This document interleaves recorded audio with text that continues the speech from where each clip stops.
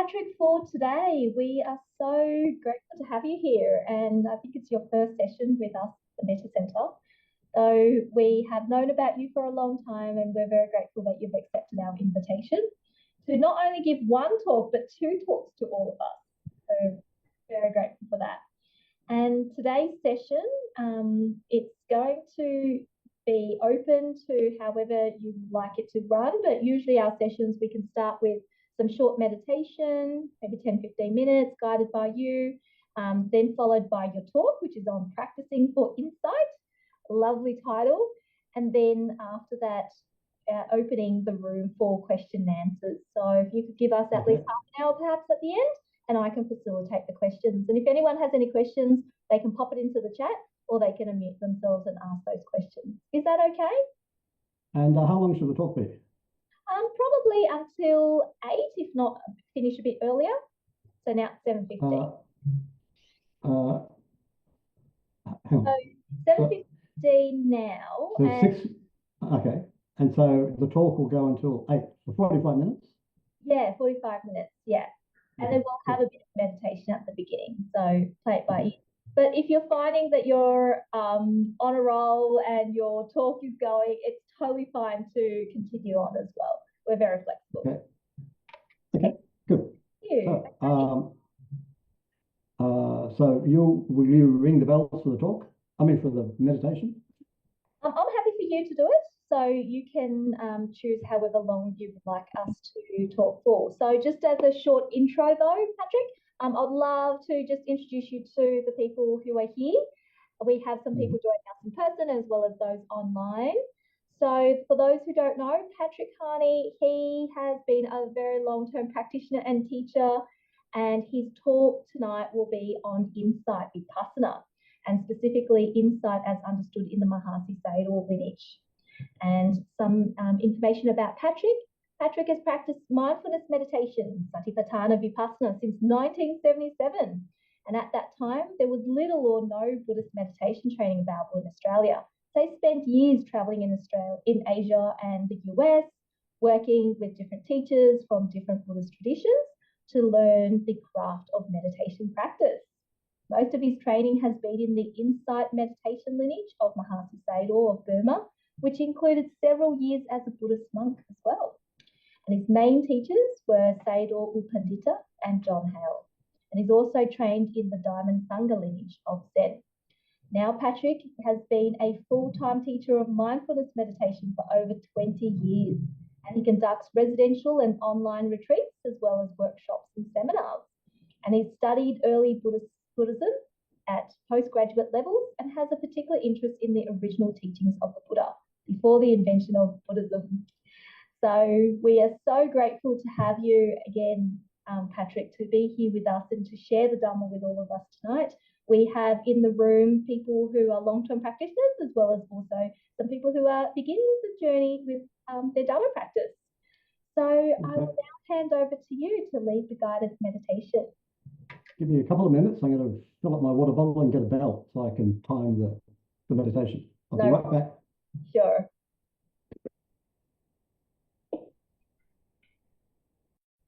Three bells. We'll begin with 3 bells, and then we'll go for maybe 15 minutes, and then we'll have a couple of bells, and that'll indicate the end.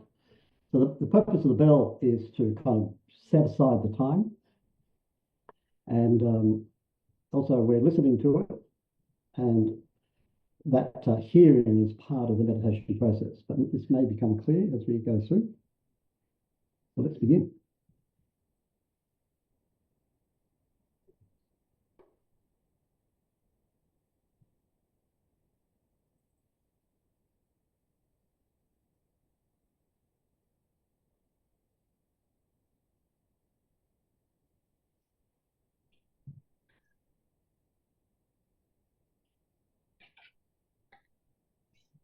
So settling awareness in your body, feeling your body. You're listening, you're hearing the sounds, in this case, the sound of the bell, the sound of my voice. You can see, unless you've got your eyes closed. And you can feel touch. So let's say you're sitting in a chair You can feel the contact of your feet on the floor, perhaps. You can feel where your body is supported at the base of the body. If your chair has a back, you can feel the support at the back. So settle your awareness in these different sensations and just feel your body.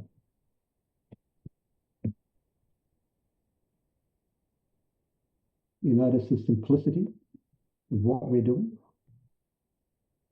Just feel what is happening.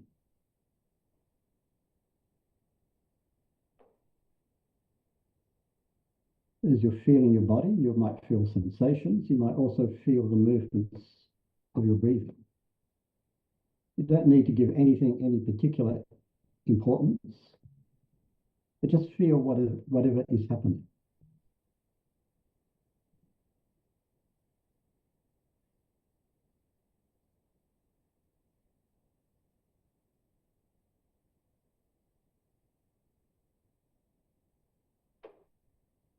And of course, there's also thought buzzing about.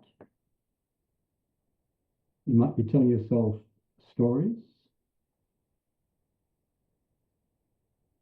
Just let them go and come back to your body.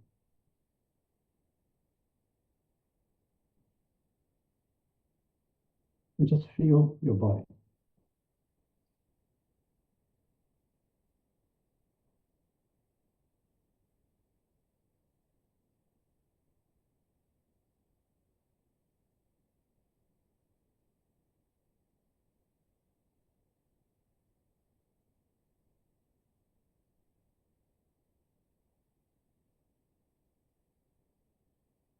Breathe and relax,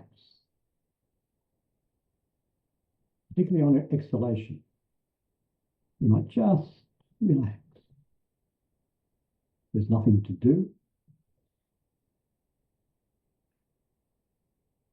Just relax.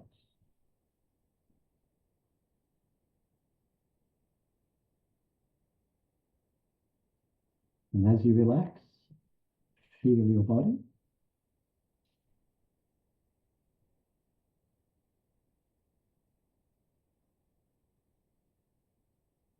When the thinking pops up, just notice that you are thinking and come back to your body.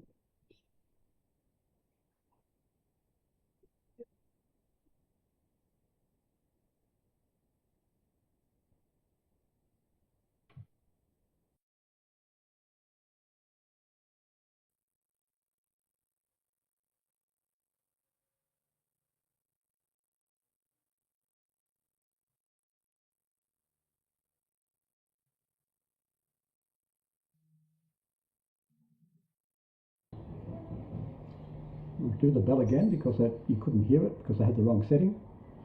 So we'll try it again. And just listen.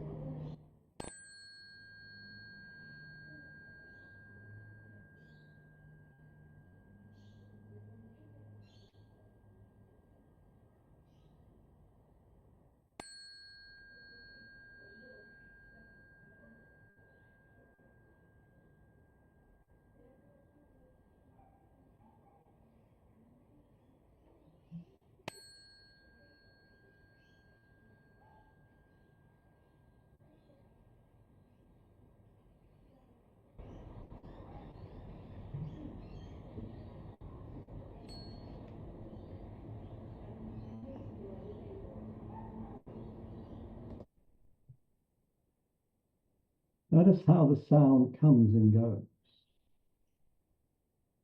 It appears out of nowhere. It's present. And it disappears. Have you noticed that your body's sensations do the same thing?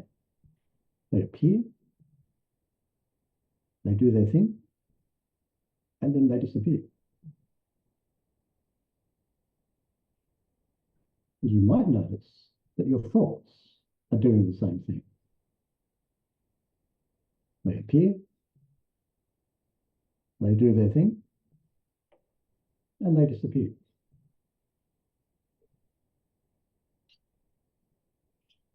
Just notice how things are coming and going, appearing and disappearing.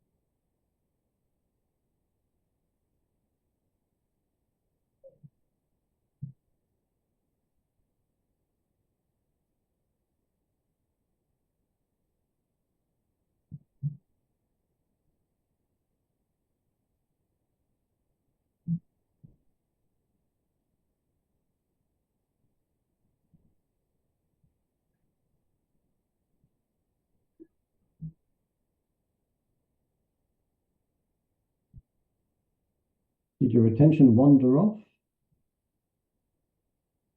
What's happening now? You don't need to get anywhere. You just have to remember what's happening now. Could be sensation, could be thought, could be sound. Doesn't matter. But what's happening now? What is clear now? What is obvious now?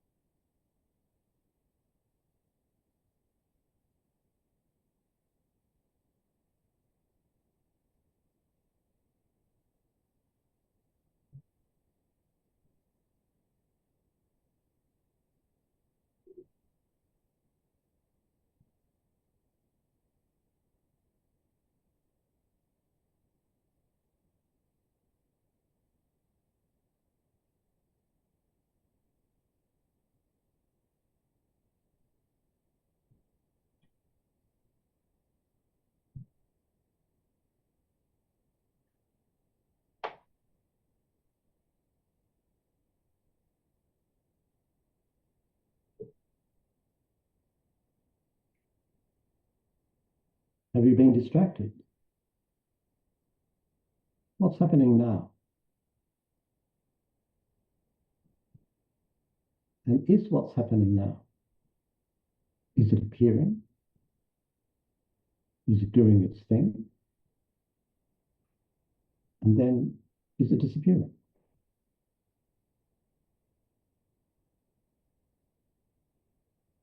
Notice those movements, how things come and go, including your attention.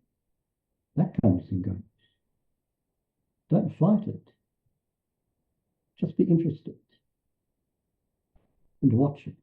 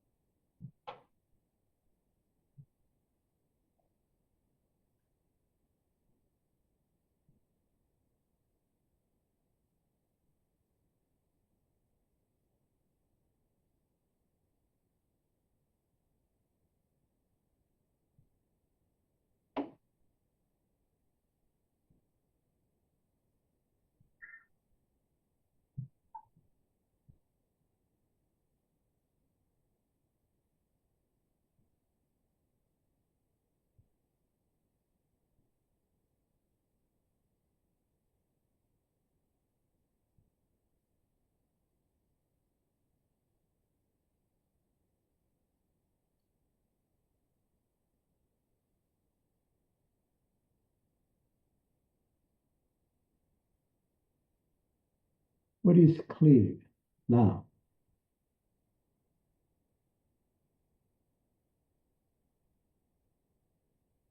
What is obvious now?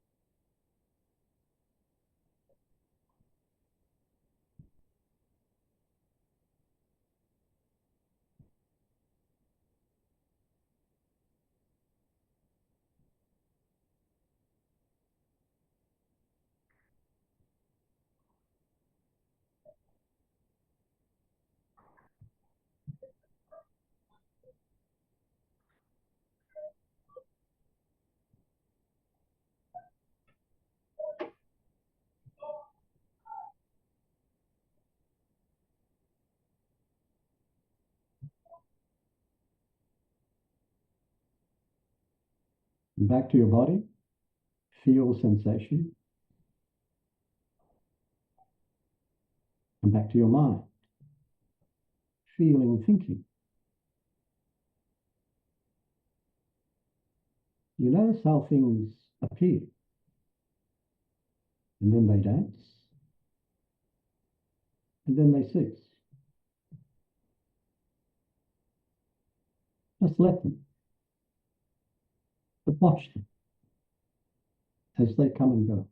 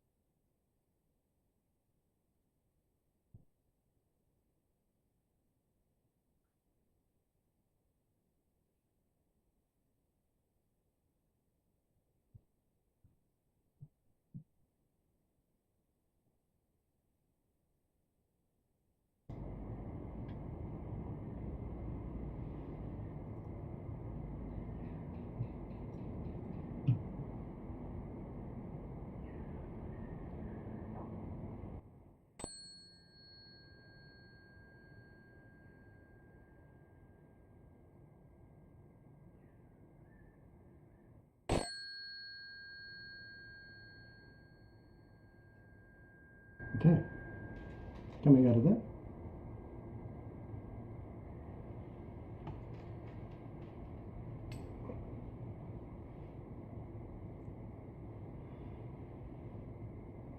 And I have to ask, did you hear the bell that time? Yeah, praise the Lord. Very technical, getting Zoom to do things. Okay, so that it was a kind of brief foray into what we could call an insight meditation style of practice.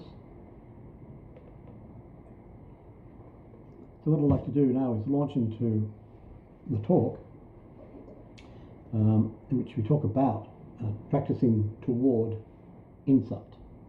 So as you know, when the Buddha talks about meditation, he talks about meditation for serenity, samatha, and he talks about meditation for insight, vipassana. And you get a whole range of different techniques. Some specialize in one, some specialize in the other, some blend them. So here we're going to talk about practicing for insight in the context of the Mahasi lineage. So we're talking about the teaching of Mahasi Sayadaw, who lived, a Burmese monk who lived 1904 to 1982. And he was one of the great revivers of insight meditation in Burma, and his lineage has spread throughout the world. So he's quite influential. So we're just going to talk about how he understands the practice. And if you read English translations of his writings, of course he never spoke in English, he taught in Burmese, but his students translated into English, and what they emphasized was as the center of the practice is the idea of noting, to note the meditation object. Now here, to note, despite in English it's a bit weird, but in Burmese what it means is to directly aware whatever is happening. So for example, if I ring the bell and I say, can you hear the bell? Well, what I'm asking you is, did you directly aware the sound? Can you feel the sensations of your body? Are you directly awareing the sensations of your body? Are you being distracted by thought? Can you watch the thinking? Can you aware the thinking? So this is noting, directly awareing whatever is happening. Now, when this is incredibly simple.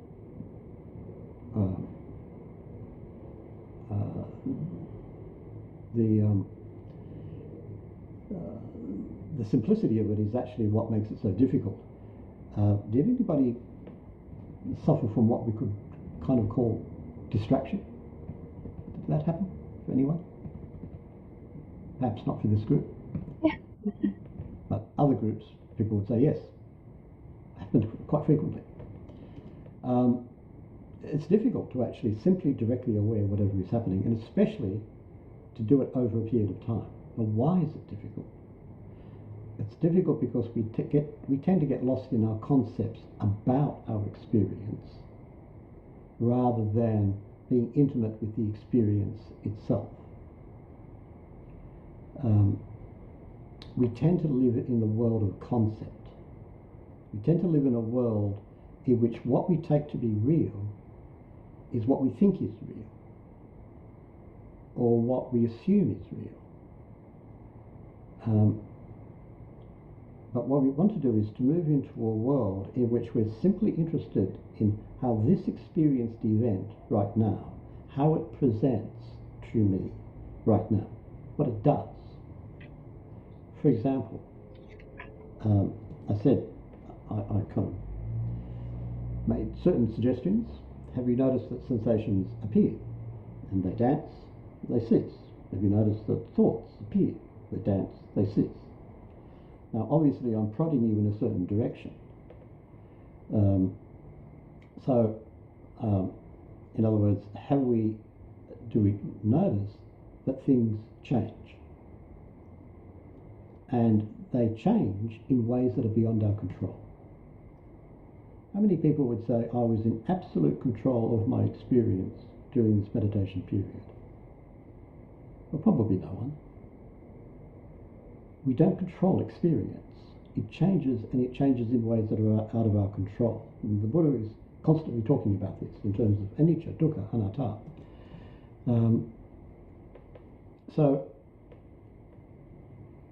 when we are lost in the world of concept, then what we tend to do is to become lost in judgment about our experience. My experience is good. My experience is not good. My experience is satisfying. My experience is disappointing, and so on. But when we stay with what this experience does, with how we are experiencing it, noticing its dynamism, then we become interested in the flow of experience, the structure of experience. And we don't care whether it's good or bad, acceptable or unacceptable, meditative or not meditative, because we recognize these are just ideas. These are just concepts. But what I'm interested in is what's actually happening. Now this takes us to the world of what the Buddha calls the Dharmas, in Pali the Dhammas, in plural. So of course you've all heard the Pali word Dhamma. Sanskrit and English equivalent is Dharma. And this Pali word Dhamma has a variety of meanings.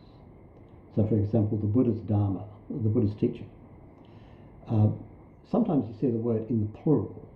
So Dhammas, plural, depending on whether we're talking Pali or Sanskrit.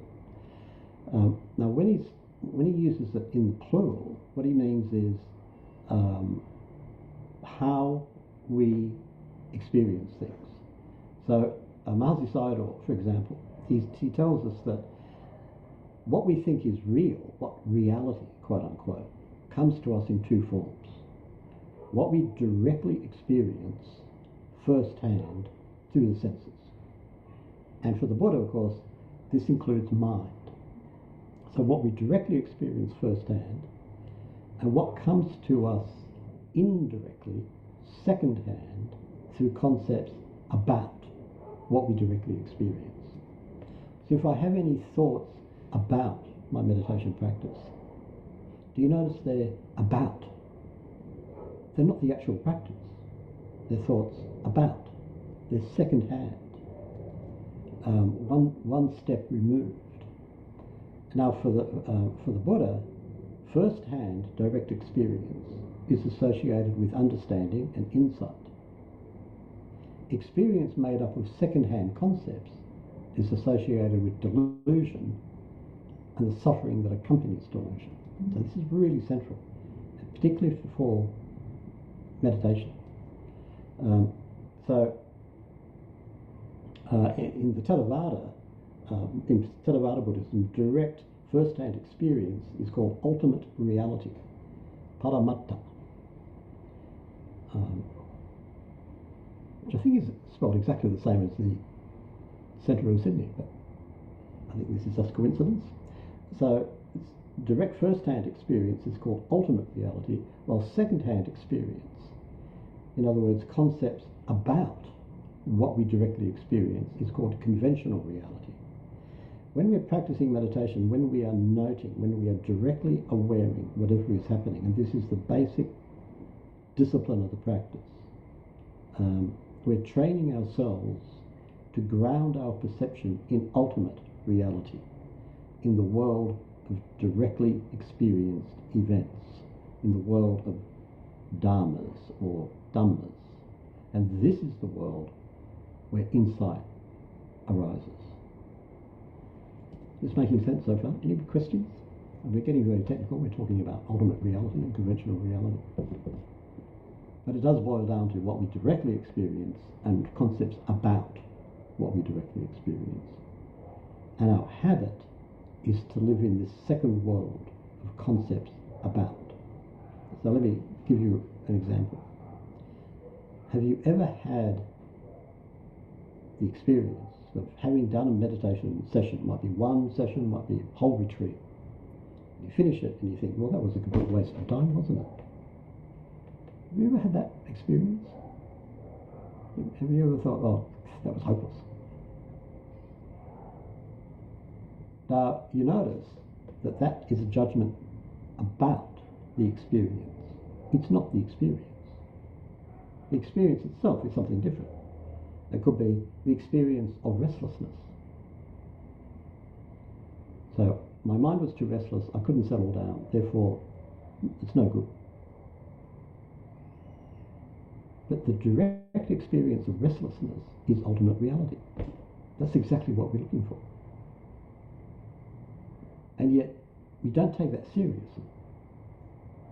We assume the experience should be something, like it should be blissful and meditative and lots of samadhi and so on and so forth.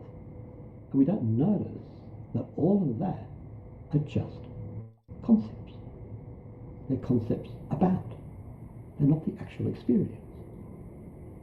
But we put all our importance into the concepts about. And we judge the direct experience insofar as whether or not it lives up to the standards set by the concepts. But the concepts aren't important. What's important is the direct experience. So the meditation practice involves the discipline of simply staying with the direct experience. That's all. Like, nothing more. That's the discipline. Very, very simple. Very, very difficult because it goes against all our habits. If anybody wants to ask a question, just go ahead and do so. Otherwise, I'll just keep rabbiting on.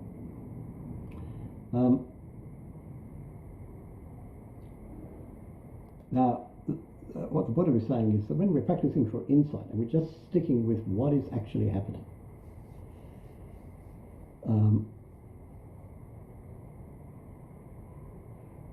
we start to see change.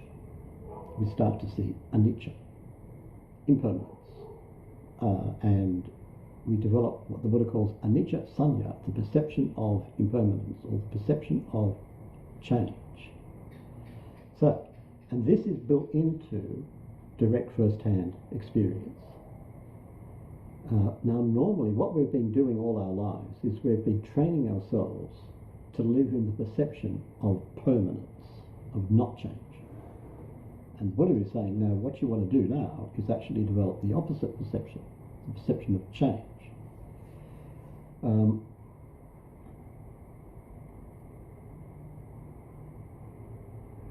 Let's take a debate in contemporary Buddhism. Take for example a concept of something we have not directly encountered. Let's say rebirth. So the Buddha teaches rebirth. Does this actually exist? Is this doctrine true? Now, some people believe it, and they believe it because authoritative texts and teachers say it is true. Some people disbelieve it because it contradicts their belief in scientific materialism. And you find both of these positions being held by people who practice Buddhist meditation. Now, these two positions are diametrically opposed to each other. But what do they have in common? They're just concepts. Has anyone directly experienced rebirth? Now, some people claim to have memories of a previous life, but these memories are themselves concepts. They're creations of the mind. They may correspond to an actually encountered first-person experience that occurred in the past, or they may not. But basically, they're just concepts. And what do concepts have in common? All concepts, including concepts that completely disagree with each other. They appear as permanent, as anicca. Now, permanent, when the Buddha talks about permanent, he doesn't necessarily mean lasting forever and ever. He means lasting unchanged over time. This is what anicca, not permanent, means for the Buddha. Something that lasts unchanged over time, regardless of the unit of time. Let's say, for example, Let's say that 10 or 20 years ago, I decided that Buddha must be right. There is rebirth if he says so. Let's say that 10 or 20 years ago, I decided that regardless of what the Buddha says, there is no rebirth. It's scientifically impossible. So I've taken that position. Has this concept and my relationship to this concept changed over the past 10 or 20 years? Apparently not. It's permanent. Using permanent in the sense that the Buddha uses it, unchanging over time. And it's permanent because it's just a concept. So concepts are permanent in the sense that they remain stable over time. So let's go back to our rebirth example. We don't spend all of our time thinking about rebirth. But let's say that you are one of those people who do not believe in rebirth. And let's say you're listening to a Dharma talk where the speaker says, look, rebirth is true, and if you don't believe it, you cannot be a Buddhist and you cannot gain enlightenment. Now, as you listen to this talk, you may get agitated. Are you trying to propagandize me? Are you saying that I have to accept an orthodoxy I do not believe in order to succeed in this practice? Now, what is happening? You are having a direct first-hand experience of listening to this talk and a direct first-hand experience of the agitation that is arising from the listening. Let's say that you're listening to this talk and you are a believer in rebirth. You think, this is great, at last someone's putting it down there. Then you may be having a direct first-hand experience of satisfaction, a felt sense of confirmation of your belief, and the satisfaction that the truth is finally being revealed. Now, these experiences, listening to, responding to this talk, these experiences are direct, first-hand, and they are changing. They are not permanent. They do not last over time. If you listen to someone else saying the same thing the next night, the concept will be exactly the same. But the felt encounter with the talk, the responses that arise in mind and body would be different from the previous night. These direct first-hand experiences are not permanent. But concepts are stable. Concepts stay unchanged over time. So when we live normally in the world of concepts, so we live in a world of permanence. But the practice of noting, the practice of directly awareing whatever is happening right now, reveals a world which is clearly impermanent, subject to change. And it's in this world that understanding can begin to emerge. Because for the Buddha, the perception of change is the entry into insight. And of course, for the Buddha, that which is anicca, that which is changing and therefore unreliable, is dukkha. It's inherently unsatisfactory. And that which is dukkha is not self. And the recognition of these three universal characteristics constitutes insight. Any questions? I know we're kind of jumping in the deep end here. Am I making sense? Yep. One person thinks so. I'm glad we've got one vote.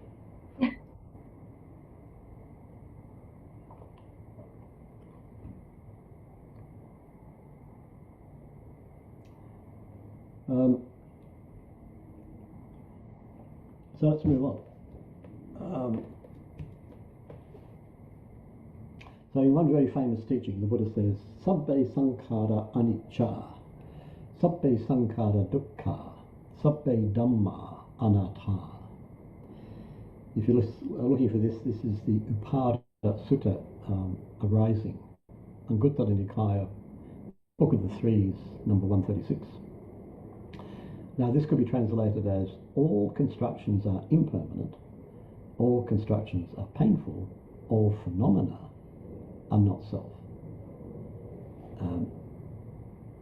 Now, when the Buddha's talking about construction, sankhara, basically a construction is something that is put together, constructed, created. So, for example, this building that I'm in is a construction. Someone built it. The building that you're in is a construction. Someone built it. This meeting is a construction. We're all building it. This talk is a construction. So a construction is anything that's put together out of parts. And of course for the Buddha, anything that's put together out of parts, sooner or later, it will fall apart. It will cease. This is just built into the understanding. So he says all constructions are impermanent and painful. So if we ask, well, what are constructions? What are sankharas? Basically everything in the universe, except for the unconstructed, the asankata, otherwise known as the not born, the not become, the not made. Hence the third statement, all phenomena are not self. So you notice that the constructions have disappeared and that we're replaced by phenomena. This translates dhammas, directly encountered events. And all of them are not self. But you notice that they're not all, they're not subject to change and dissatisfaction. So, now look at the claim being made. All constructions are impermanent. Now this is a very bold claim. Let's say I am a dedicated practitioner of insight meditation. Let's say that whenever I directly aware whatever is happening, I recognize that the experience I am having, a sankhara, a dharma, I recognize it's impermanent, subject to change. Now in terms of my direct first-hand experience, I can say whenever I note, whenever I directly aware something, whatever I note, whatever I directly aware, turns out to be impermanent, subject to change. Now, would you agree with that? Have you ever directly awared something that never changed? Or have you found that every time you directly aware something, it changes? Okay, great. But what about all of those constructed experiences that I have not noted?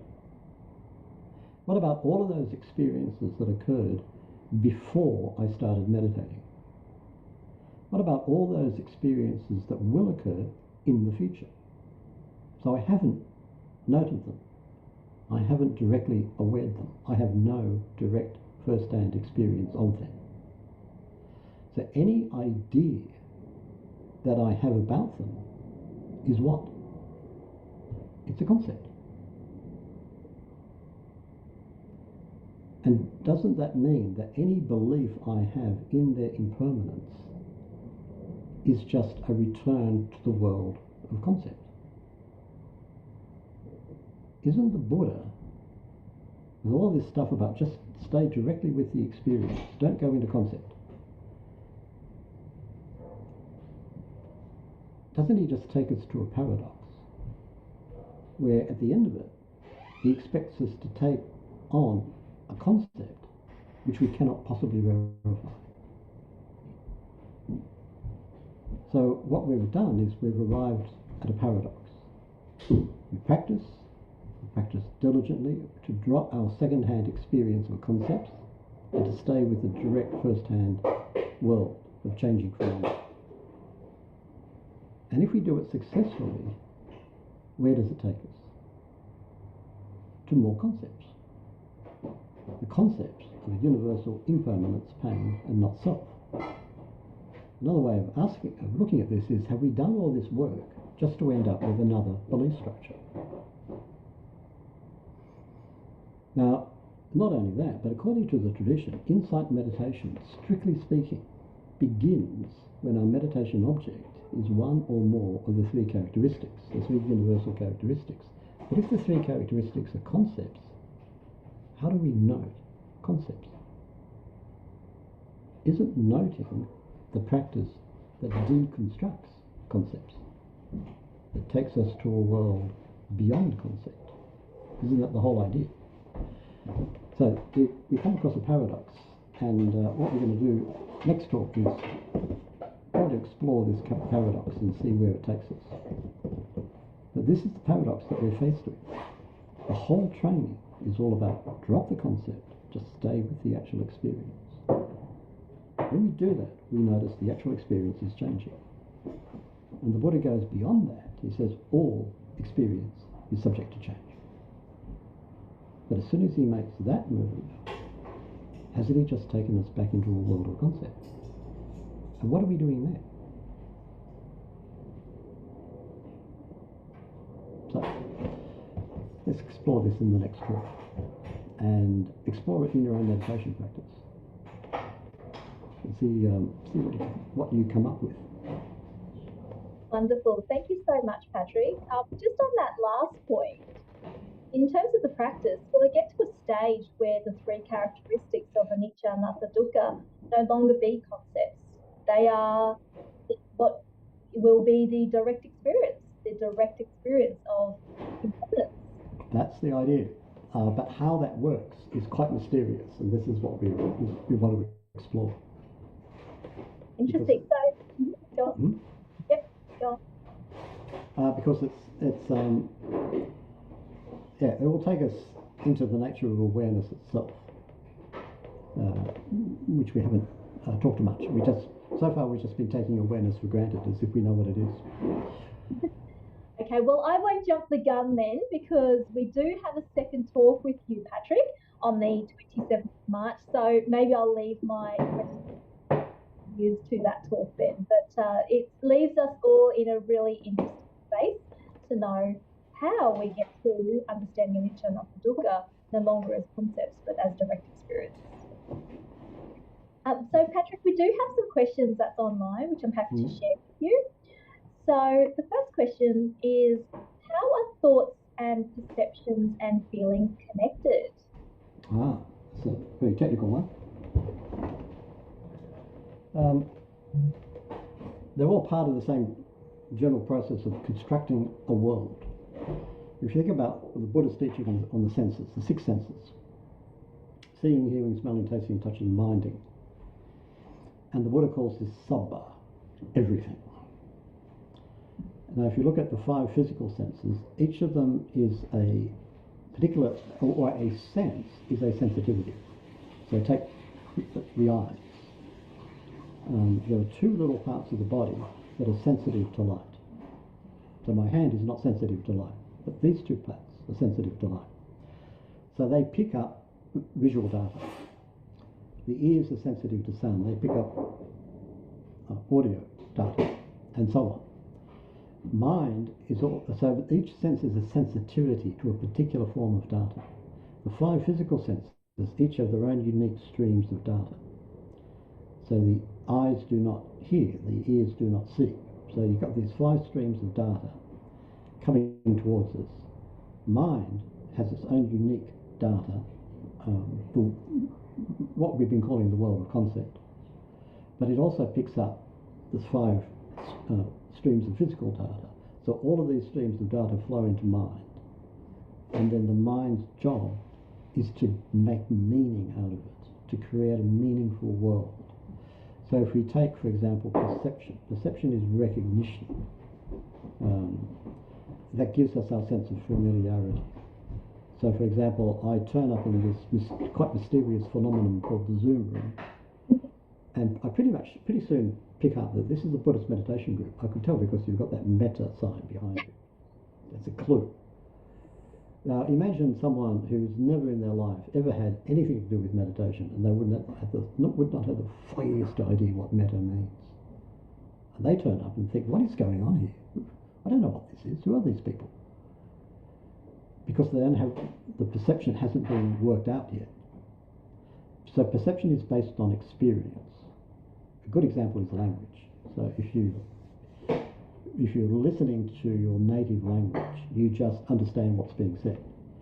But if you've ever had undertaken the job of learning a second language, you know how much work is involved to train the mind to recognize this pattern of sound represents this meaning.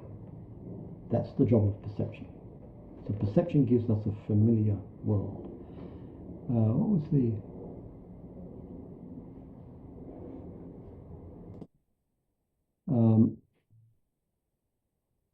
thoughts and perception and feeling. Feeling is the heart's response. I like, I don't like. I want, I don't want. I don't know, I'm confused. I'm either ignoring it or confused. So perception is essentially cognitive. It gives me a world of meaning. Feeling is affective, it's of the heart. It tells me how I'm responding to this world. And thinking is a kind of higher level processing that continues to make sense out of it, but in a more detailed way. So all of these factors and others, they're all working together to create a sense of me in my world. In other words, a sense of what the Buddha calls self. Does that make sense? Yes, it does. And Patrick, earlier there was someone who made this comment and slash question. Perhaps it's connected to what you were just saying. So this person says, I've heard a bit about heart and brain coherence and connecting with your body. So can you speak a bit more about that? Is that on the chat? That was earlier in the chat. If you want to see it, I can send it to you now and you can read it.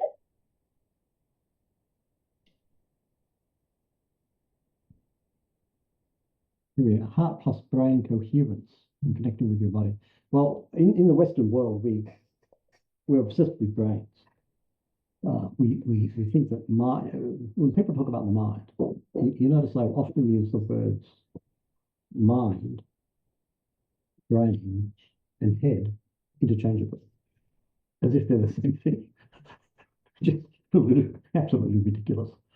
And of course, there's all this brain research and things are popping away in the brain and so on and so forth. But there is a recognition that this misses out something. The world misses out is the world of affect, the world of what the Buddha calls Vedana, feeling. So what we in our culture we tend to call the heart. So we have this division between the head and heart, between the cognitive aspects of experience and the affective aspect of experience. And the Buddha has the same thing. He distinguishes these two aspects as well. So if you think about, for example, when the Buddha says, what is the fundamental problem that we have? Sometimes he'll say it's delusion or ignorance, avidya, which is cognitive. Sometimes he'll say it's tanha, craving or drivenness, which is here. It's in the heart. It's affective. When the Buddha says, what is the fundamental solution to our problem? Sometimes he says it's bodhi, awakening, enlightenment, which is here. It's waking up. It's understanding. Oh, this is what's going on. Sometimes he'll say it's nibbana, which is the going out of the fire, which is here. It's in the heart. It's affective. So the human being has both of these aspects. And so balancing them is very important in order to lead a balanced life. Okay, thank you, Patrick. So we've got another question about what you were saying earlier about the paradox. It says, I don't understand why the paradox is a major theme. Wouldn't it be the case that if I get to a stage in practice where I think I've let go of everything, but am still aware of a paradox, then I simply haven't let go of enough and need to keep on meditating? A position that I've been in ever since I started meditating anyway. It's an interesting statement. So if one is still aware of a paradox, I think this is a very interesting state to be in because it gives you something to pay attention to and makes things interesting. So fantastic, just keep meditating. And yeah, maybe I'm just overstating my case just to get my audience interested. And to come back on the 27th of March. Exactly. Otherwise, I wouldn't get an invite to come back. Okay, next question. If we shouldn't obsess over labeling as an experience, as anything, and we should just experience it without judgment, then how do you fully appreciate the joy of it? If that makes sense. Just joy naturally arise without judgment of the experience. Basically, there's more room for joy when the judgment goes away. The problem with the judgment, there's not problem. There's not a problem with judgment as such, like discernment. The Buddha really emphasizes this. The problem with our judgments is that most of them are based on the past. So we are creatures of habit, and we come to this present experience now highly conditioned by the past, and this gets in the way of our actually experiencing the present. And what people will find when they do it, for example, it's quite common in a meditation retreat, that there will come a time when the practitioner will say, "Oh, it's like," they get a sense of the newness, the freshness of experience. It's like they step out of the meditation hall and it's like, "Oh, it's like I've never been here before. It's new, it's fresh." And there's a spaciousness and a joy in that, because the past is not holding on to them, and they're just genuinely present. And then, of course, that involves a judgment. Yeah, this is nice. I should keep doing this. So the judgment itself is not the problem. The problem is that most of our judgments are heavily conditioned by the past. And of course, that means by our delusions and attachments. Patrick, would you say that because of that judgment, it's almost like that commentary that we have in our life, and that becomes in some ways a barrier between us and the direct experience? So instead of direct experiencing it, we have that judgment / commentary. Yep, and that, of course, is the work of the self. Because notice the self is permanent.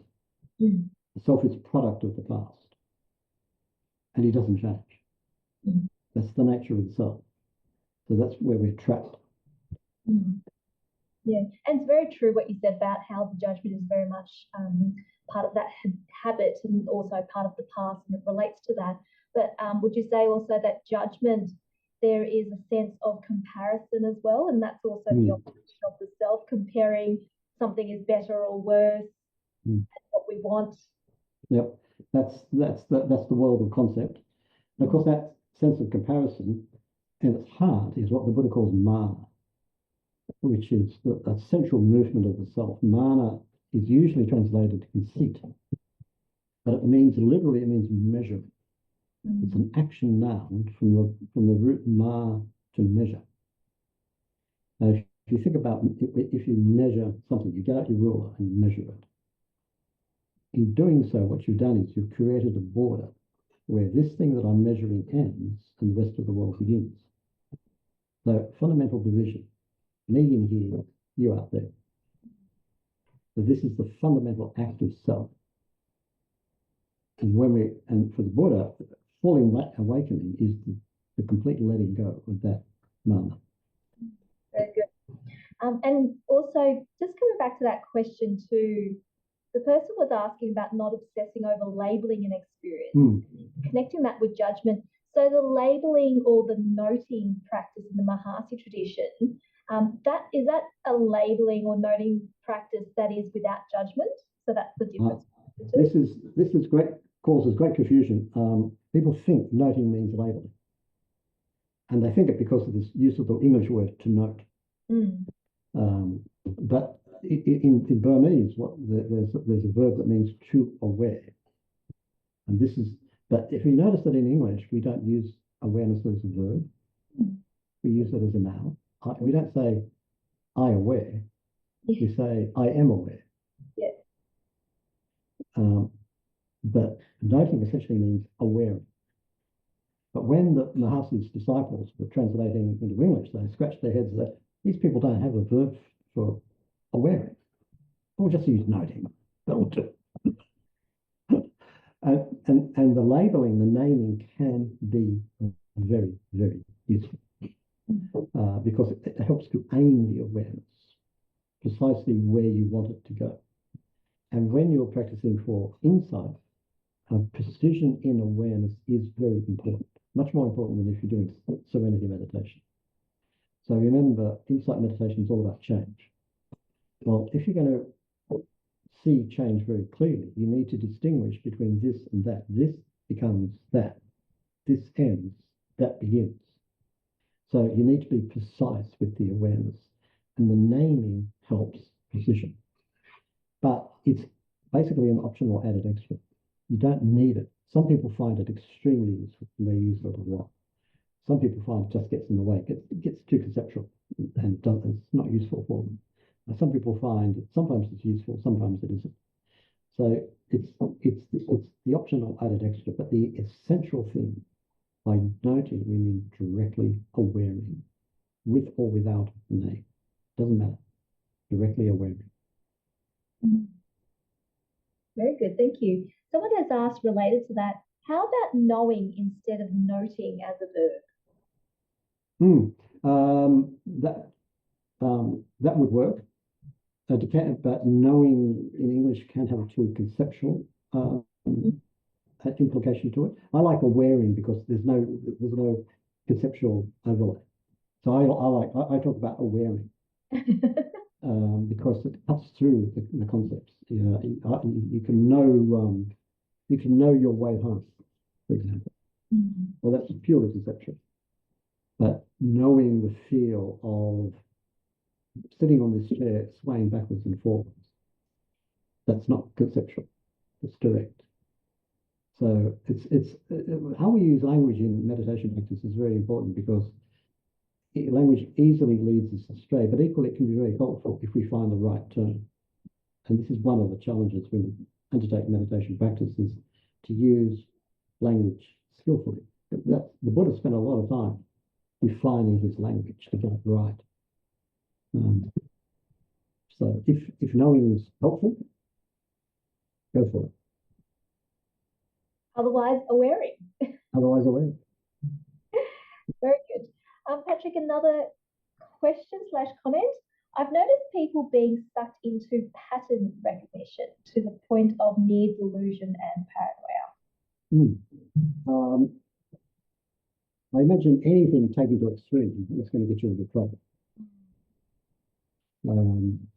Pattern recognition is very much part of insight, but anything that takes you towards delusion and paranoia is obviously has become obsessive and is no longer kusala, no longer wholesome, no longer skillful. And meditation can, people can have bad effects on meditation, for sure. This is quite well known. And some people really should not be doing insight meditation. But usually they only discover this when they do, which is one of the problems. But yeah, anything that gets out of whack, anything that gets out of balance can be really bad. And this is why your own discernment is so important. When you undertake a meditation practice, particularly if you're talking about in the context of Buddhism, in the context of the Buddhist teaching, he really emphasizes independence and making your own judgments about what's appropriate and what's not appropriate. And you have to develop that capacity to develop your own discernment. But it's really important when you undertake a meditation practice to recognize that I, as the practitioner, I'm the one in charge, not the teacher. The teacher is a guide, but I'm the one who's responsible because I'm the one who's doing it. Thank you. Another question. What is your opinion on New Age spiritualism that focuses on looking for and recognizing patterns to improve their lives? Depends what you mean by improve, doesn't it? Improve, air quotes. Yeah. The problem with kind of New Age, whatever, spirituality, whatever, is it's very much the dharma of a consumer society where I can take a bit of this, I can take a bit of that, I can mix it all together and I can improve my productivity at work or whatever. That doesn't take us very far, in my view. That's just my own prejudice, of course. The Dharma is something vast and it's something that we surrender to. We can't pick and choose Dharma. Doesn't work. You can't pick and choose reality. You just take on the whole package or not. Hey, great.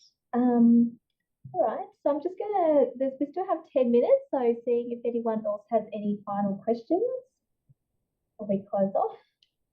And so, Patrick, for our next talk, which will be on the 27th of March, your topic is on seeing and understanding. Would you like to just share a little bit about that so people know what they're coming for next time? Well, this is where we explore the paradox. Seeing is this direct awareness. Understanding is where that direct awareness expands out into something beyond the immediate, and how the Buddha talks about that transition. This is what we're going to be talking about next time. Very good. Can't wait. Okay. So, Patrick, earlier you were talking about rebirth, and this is a topic that has come up in many of our talks, and still it's something where people may grapple with. So, someone's just said that it's still something that they can't get their head around.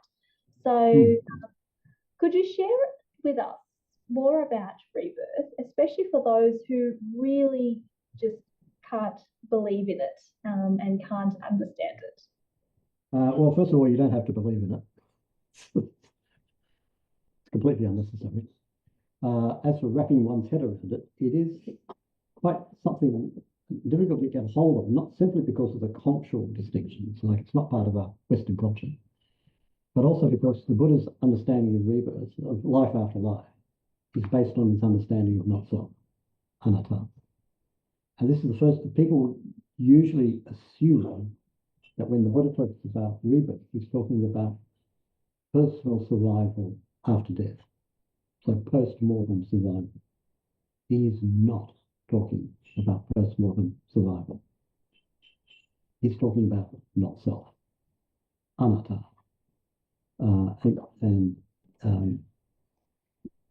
I do have a talk on this subject for later time we can explore it, but the key is to get that when the Buddha talks about rebirth, he's talking about it from the perspective of anatta, of not self. And if you don't get anatta, you're not going to get what he's talking about in terms of rebirth. You're going to assume it's all about me. Do I get to live on after death or not? I mean, that's people's basic attitudes. If someone feels, well, after I die, I'm still going to be here in some form or another, then they're interested. If someone thinks, when I die, that's it, it's all over, they're not interested. And you'll notice that both these movements are all about me. It's all about the self. And what is fundamental here to understand rebirth is, for the Buddha, it's part of not self. And someone's just commented, is it also related to anatta and karma? Karma and it's got a lot to do with it, because karma is all about, look, you get the term kamma vipaka. Kamma is action.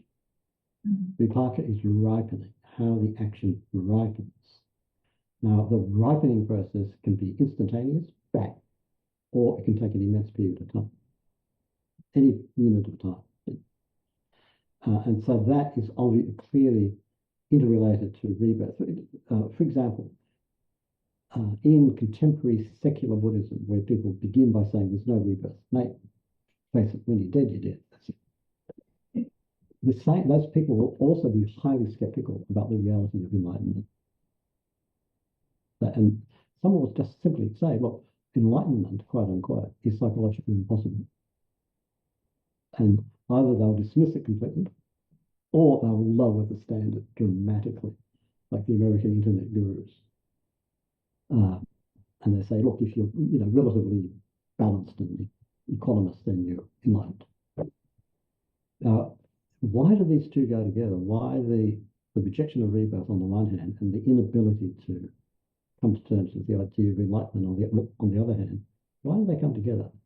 Because when you look at what the Buddha means by enlightenment, it's perfectly obvious you need a very long time for this project.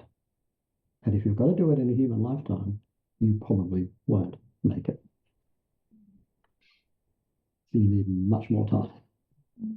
And so it's much more cosmic kind of approach to understanding how the world works, which is completely alien to the Western world. The Western world has always had a very narrow view of the universe. The traditionally Indian view of the universe is immense, wide open. And we have problems accommodating that. Thank you, Patrick. Another question. Is there any emphasis on letting go in a Vipassana meditation, or is it just about being aware of Anicca, Anatta, and Dukkha? You cannot be aware of Anicca, Dukkha, Anatta without letting go. If you're holding on, you'll never see the characteristics.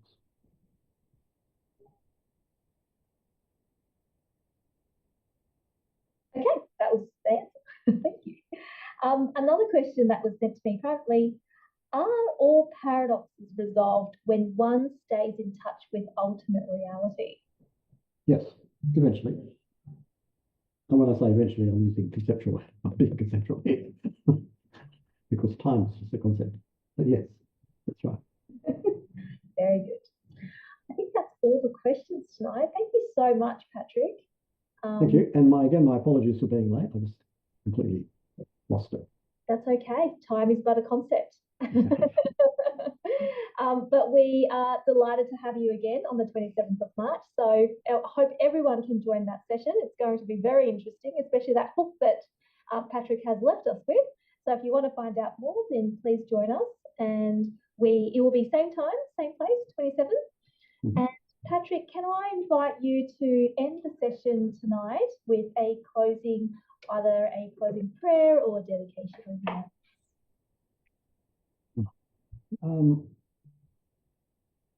Okay. Merit is a poor translation of punya, which essentially means auspicious power. So may the power of what we've done tonight radiate throughout the universe, not restricted to any one person or any one group of people, but in the spirit of anatta, spread everywhere and everywhere.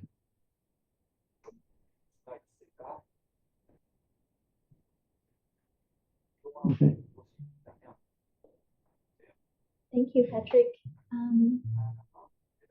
There seems to be some sound interference. No? Okay, that's fine. So thank you so much, Patrick. That was amazing. And we just have some short announcements, which I'll just ask everyone to stay behind for a little bit of. So every Wednesday we have these talks, and next Wednesday we have Ajahn Yul, who is from Thailand and is highly practiced. So I invite all of you to be there. It's going to be excellent, and it's same time, same place, online or in person. Tuesdays we still have our yoga sessions, and Mondays we have meditation. And also we have a retreat that we're running this weekend. It's a by donation retreat, and it is with Venerable Vimoka. And we also have a 9-day retreat with Bhante Ananda from Canada on natural samadhi, and all the details of that is on our website. Very interesting. We have a Bhutanese cultural festival and a celebration of not just the Bhutanese culture, but also the different cultures in Buddhism as well on the 13th of April. So I hope you can join for that. That's at the Western Sydney University in Parramatta, or you can join us online. Of course, in person is going to be so much better. There's stores, there's food stores, lots of stuff happening, and it's a free event. So we'd love to have you come and celebrate with us. If you would like to join our other activities and stay in touch, you can join our newsletter as well as also our WhatsApp chat. Follow us on Facebook, check out our website as well for updates. And if you would like to make a donation to the Metta Centre, we'll really appreciate that, because that will help us continue to organise events free to the public so that other people can also access the Dhamma as well. So thank you all so much for joining. It's been a wonderful and deep session. And thank you again, Patrick, for coming and sharing your time and sharing your wisdom with all of us. And I can't wait to our next event with you on the 27th of March. Thank you. Thank you for inviting me. Thanks, everyone. See you next time. Bye.